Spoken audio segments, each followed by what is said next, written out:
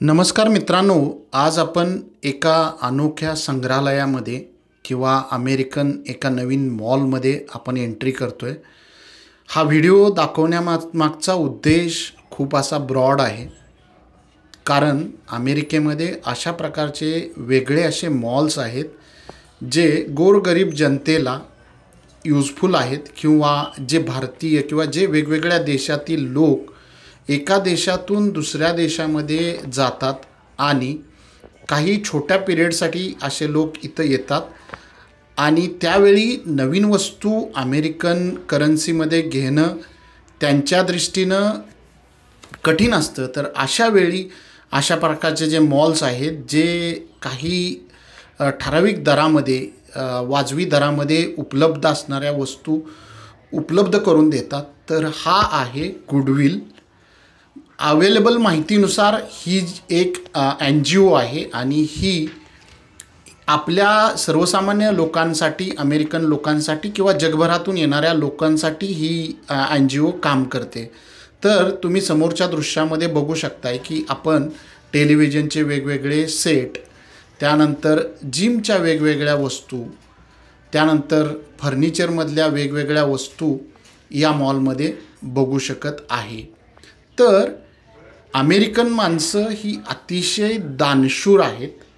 या दानशूरतेचा नमुना म्हणजे तुम्ही बघताय की HD अगदी चांगल्या क्वालिटीचे TV अगदी माफक दरामध्ये या मॉलमध्ये या लोकांनी यूज केलेले ज्या वस्तू आहेत त्या आणून ठेवलेल्या आहेत। तर अशा प्रकारच्या वस्तू ज्यावेळी सेकंड हँड वस्तू ज्याला तुम्ही म्हणू शकता या मॉलमध्ये येतात, तर त्यासाठी काम करणारा जो कामगार वर्ग आहे तोही NGOमध्ये काम करणारा, व्हॉलंटिअरिंग करणारा, अगदी नाममात्र पैशामध्ये किंवा फुकट काम करणारा हा वर्ग आहे। या मॉलच्या बॅक साईडला अशा प्रकारच्या वस्तू पहिल्यांदा आणल्या जातात, त्या चालू आहेत की बंद आहेत याची चाचणी केली जाते। डोनेट करणारे जी माणसं आहेत ती आपलं नाव न डिक्लेअर करता यामध्ये वस्तू डोनेट करतात। तर तुम्ही बघू शकत असाल की ही भली मोठी लायब्ररी किंवा वेगवेगळ्या अमेरिकन लेखकांची वेगवेगळी अशी ही पुस्तकं या रॅकमध्ये समाज उपयोगी लोकांना किंवा वाचकांना वाचता यावीत, विकत घेता यावीत, अगदी नाममात्र दरामध्ये ही पुस्तकं इथं अवेलेबल करून दिलेली आहेत। या मॉलमध्ये जीवनावश्यक असणाऱ्या सर्व काही वस्तू, लहान मुलांच्या खेळण्यापासून वेगवेगळ्या स्पोर्ट्सच्या साहित्यापर्यंत सगळ्या वस्तू इथं उपलब्ध आहेत। अतिशय चांगल्या क्वालिटीच्या घरोपयोगी वस्तू यामध्ये उपलब्ध आहेत, जेणेकरून वेगवेगळे स्पोर्ट्सचे खेळाडू असतील तर ज्यांना अतिशय कॉस्टली वस्तू विकत घेणं शक्य नाही, तर अशा प्रत्येकासाठी इथं वस्तू उपलब्ध आहेत। आणि या वस्तू उपलब्ध करून देताना अमेरिकन माणसं विशिष्ट प्रकारची काळजी घेतात आणि ती काळजी म्हणजे या वस्तूची गुणवत्ता जी आहे ती अतिशय चांगली गुणवत्ता, म्हणजे अगदी नव्यासारख्या दिसणाऱ्या वस्तू आहेत।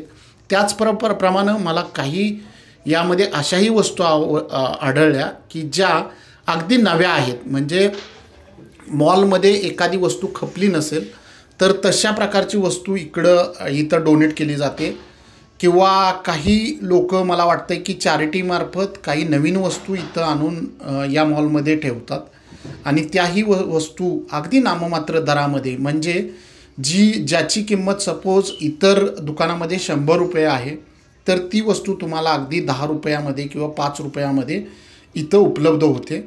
मुलांच्या सायकली, वेगवेगळ्या प्रकारच्या मोठ्या सायकली, TVचे सेट, ग्लासवेअर, फर्निचर, कपडे, शूज, तर अशा वेगवेगळ्या थरातील प्रत्येक वस्तू इथं अवेलेबल आहे। कारण अमेरिकेमध्ये आपलं कुटुंब जर आपल्याला सेट करायचं असेल इनिशियल, आणि प्रत्येक वस्तू नवीन घेणं इथं शक्य नाही कारण कॉस्ट ऑफ लिव्हिंग इथं खूप महाग आहे, आणि अशा परिस्थितीमध्ये जर तुम्हाला सेट व्हायचं असेल तर अशा प्रकारचे जे मॉल्स आहेत, NGOज आहेत, तर त्या तुम्हाला अशा प्रकारे मदत करतात।